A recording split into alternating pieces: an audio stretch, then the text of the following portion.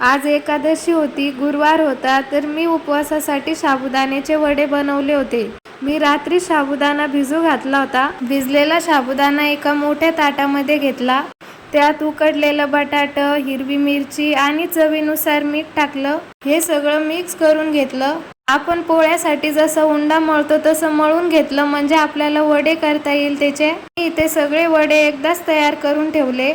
तोपर्यंत तेल कढईमध्ये गरम करायला ठेवलं होतं मी अगोदरच. तेल गरम झाल्यावर मी सगळे एक एक वडे तळून घेतले. हे वडे तळताना गॅस मीडियम फ्लेमवरती ठेवायचा, म्हणजे आपले वडे आतमधून कच्चे राहणार नाही.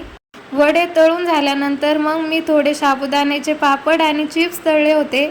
इथे आपले साबुदाण्याचे वडे आणि पापड तयार आहे. खूप छान झाले होते वडे, एकदम क्रिस्पी झाले होते. टेस्टला पण खूप छान झाले होते. वडे म्हणलं तर दही पाहिजेच. दही घेतलं आणि फराळाचं